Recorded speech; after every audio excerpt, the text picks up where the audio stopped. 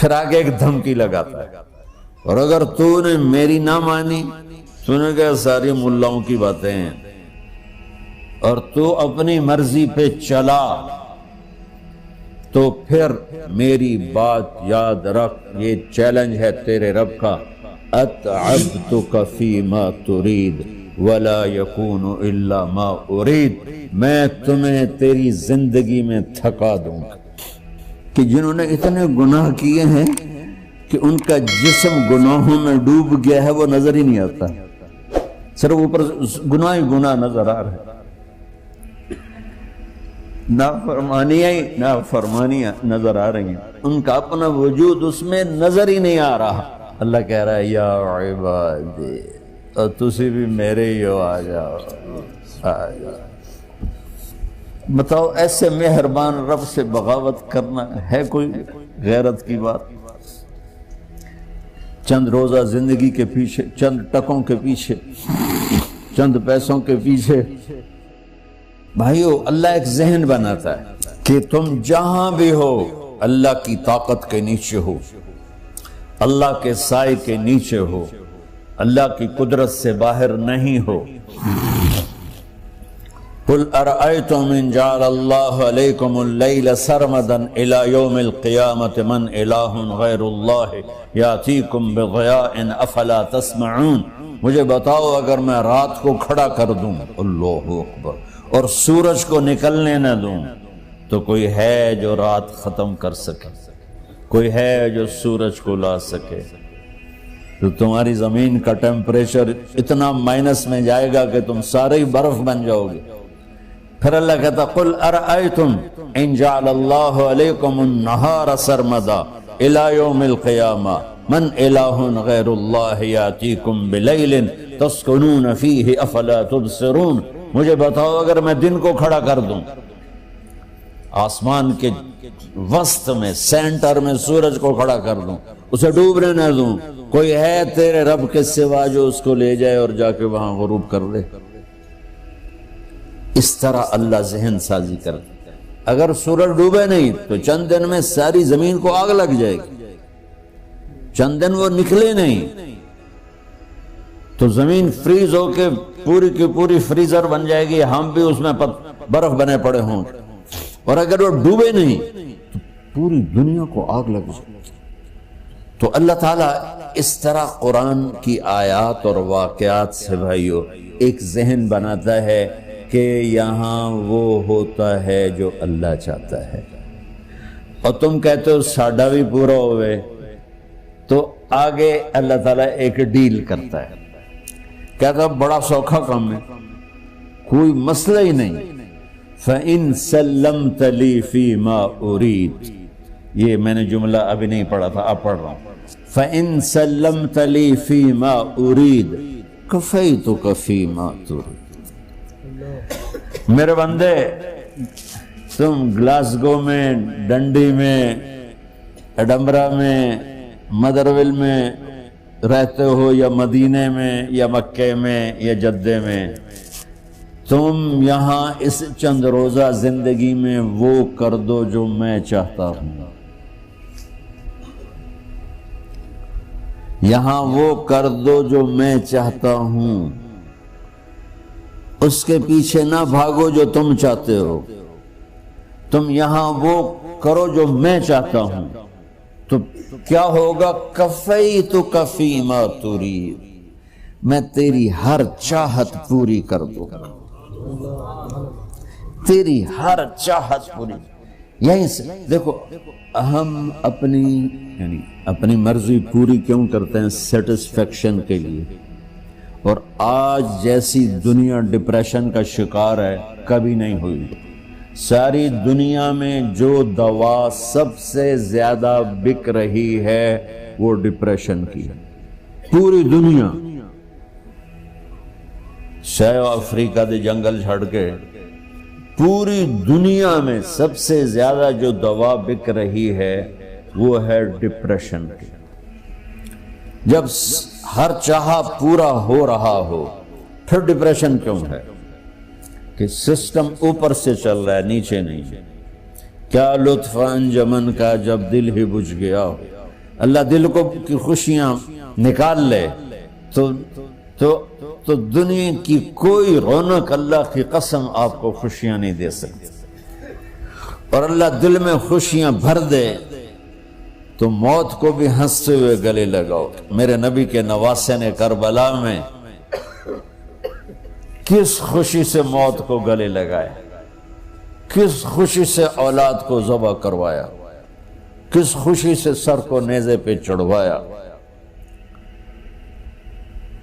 تو اللہ تعالی ہم سے ایک ڈیل کرتا ہے، فَإِن سَلَّمْتَ لِي فِي مَا أُرِيد، چند دن ہیں زندگی کی، اس میں وہ کر دو جو تیرا رب کہہ رہا ہے۔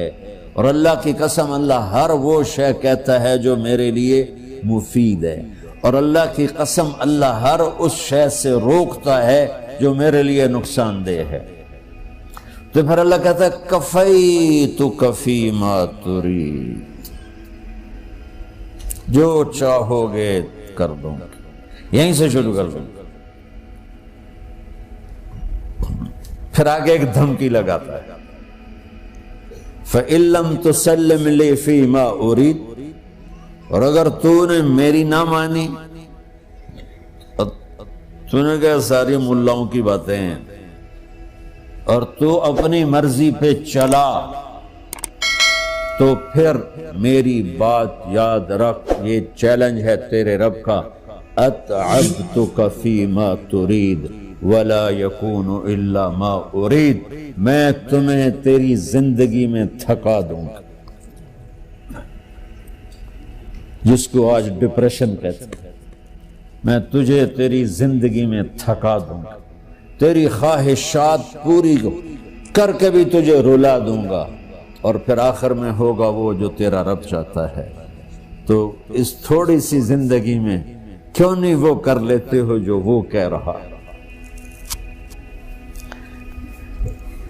وہ میرا رب ہے، میرا باس، میرا رب۔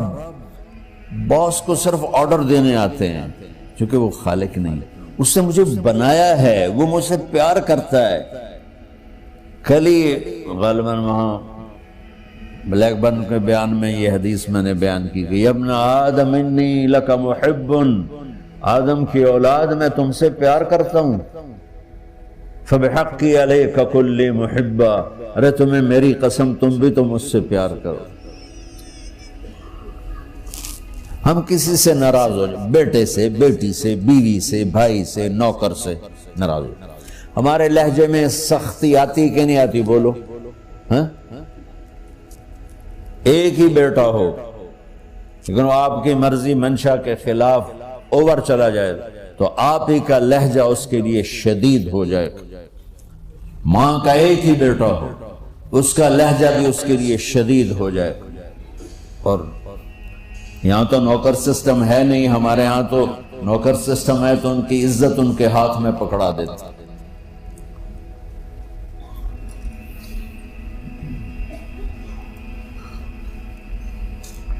اللہ ہمارے ساتھ کیسے بات کرتا ہے؟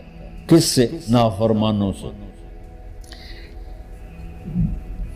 جس آدمی کے پاس پاور ہے اور اس کے نیچے کچھ لوگ ہیں، جب اسے اپنے لوگوں میں کمی نظر آئے گی اور غلط کام کرتا دیکھیں گے، وہ ضرور روڈ ہو جائیں گے۔ ایک ہی کی تک 100 باری سمجھایا، پھر انہیں کرن بہ جان دے، شرم کرو، کچھ مفتی روٹیاں کھان دے، مفتی تنخواہ لین دے۔ یہ پوری دنیا میں یہی ہو رہا ہے۔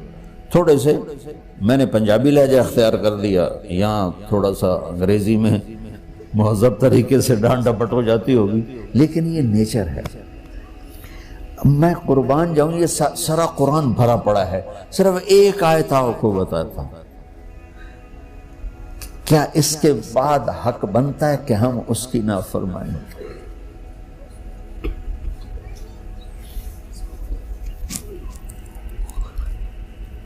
کچھ لوگ ہیں جن کے بارے میں اللہ کہتا خلطوا عملا صالحا وآخر سیئا۔ میرے کچھ بندے ایسے ہیں، کبھی نیکی بھی کر لیتے ہیں، کبھی گناہ بھی کر لیتے ہیں۔ یہ اللہ تعالیٰ قرآن میں خود بتا رہا ہے کہ میرے کچھ بندے ایسے ہیں، کبھی بڑے نمازی بن جاتے ہیں، کبھی مسجد کا راستہ ہی بھول جاتا. اور کچھ بندے ایسے ہیں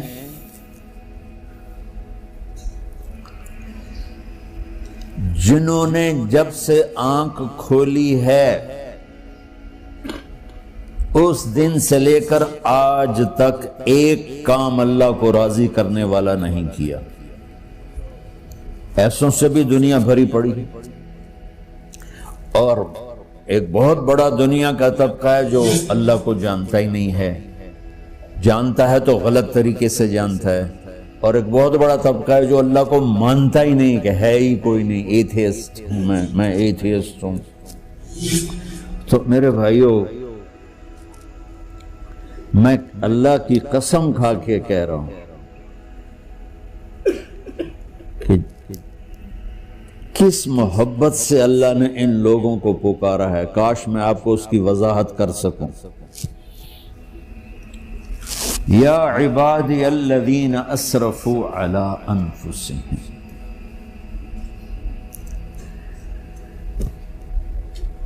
مجھے اپنے بیٹے پر بھی غصہ آتا ہے تو میں کہتا نکل جا، تو میری اولاد ہی نہیں ہے. میں دین سیکھنے جانا چاہتا تھا. میرے والد رحمۃ اللہ علیہ مجھے ڈاکٹر بنانا چاہتے تھے.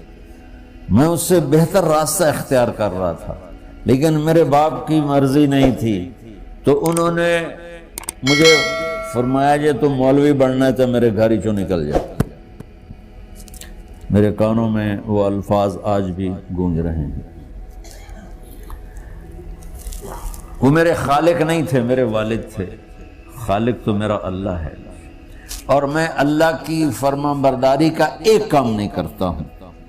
اللہ کی فرمان برداری کا ایک کام نہیں کرتی مرد عورت، ٹھیک؟ تو اللہ کو غصہ اس حساب سے آنا چاہیے کہ بدبخت ہو، بے غیرت ہو، شرم نہیں آتی تنوں ڈوب کے مر جاؤ. میں قربان جاؤں. اللہ کہتا ہے یا عبادی، او میرے بندو. یہ پتہ کن کو کہہ رہا ہے؟ جو تبلیغ کرتے ہیں، جو علم پڑھتے ہیں، جو یہ بچے کی طرح مصلی پہ نماز پڑھاتے ہیں، جو میری طرح ممبر پہ بیٹھ کے دین بیان کرتے ہیں، جو راتوں کو اٹھ کے تہجد پڑھتے ہیں. میرے بندو،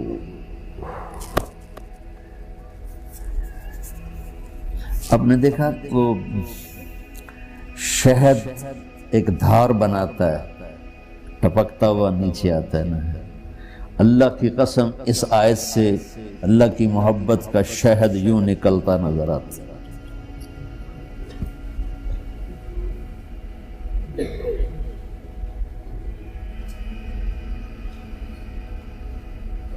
یا عبادی، اللہ کو کہنا تھا اوے نافرمانو. کہنا یہ چاہیے تھا جو آگے لفظ میں بتاؤں گا نا، پھر آپ کو خود بخود میری بات واضح ہو جائے گی. اوے نافرمانو، بے غیرتو. میرا اللہ کہہ رہا ہے یا عبادی، میرے بندو. یا عبادی یہ بھی ایک لہجہ ہے نا، یا عبادی. او بھائی گل سنو، ایک لہجہ. بھائی سب حضرات توجہ فرمائیں، کتنا فرق پڑ گیا ہے. پہلے لہجے میں بدتمیزی تھی، دوسرے لہجے میں آپ سب کا احترام تھا. میرا رب تو بے نیاز ہے، اس سے ہماری کیا ضرورت ہے. سارے آسمان سجدے سے بھرے پڑے ہیں، فرشتے مقدے ہی نہیں.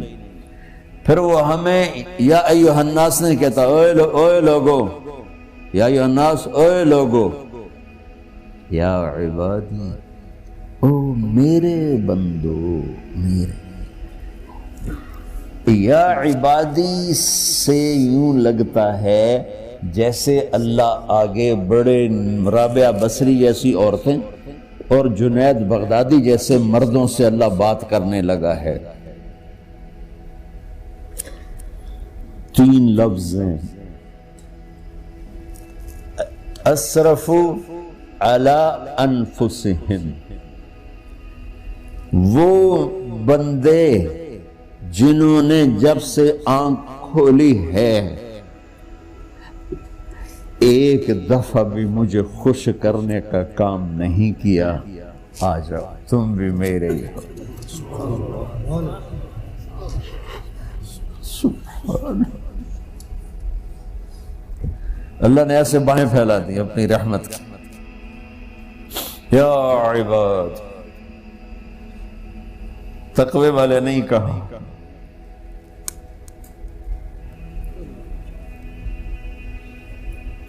روزے والے نہیں کہا، پردے والی عورتوں کو نہیں کہا، حلال کمانے والے، تہجد پڑھنے والے، علم پڑھنے والے۔ اعلیٰ اعلیٰ اعلیٰ کا مطلب یہاں بہت طاقتور ہے، عربی کے حرفوں کا بھی مطلب ہوتا ہے۔ اعلیٰ کا یہاں مطلب ہے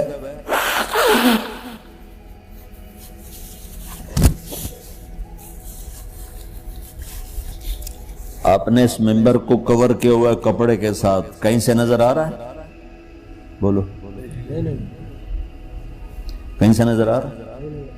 اس کو اعلیٰ کہتے ہیں۔ اللہ کیا کہہ رہا ہے کہ جنہوں نے اتنے گناہ کیے ہیں کہ ان کا جسم گناہوں میں ڈوب گیا ہے، وہ نظر ہی نہیں آتا، صرف اوپر گناہ ہی گناہ نظر آ رہے ہیں، نافرمانیاں نظر آ رہی ہیں، ان کا اپنا وجود اس میں نظر ہی نہیں آ رہا۔ اللہ کہہ رہا ہے یا عبادی، اور تسی بھی میرے ہی ہو، آ جاؤ آ جاؤ۔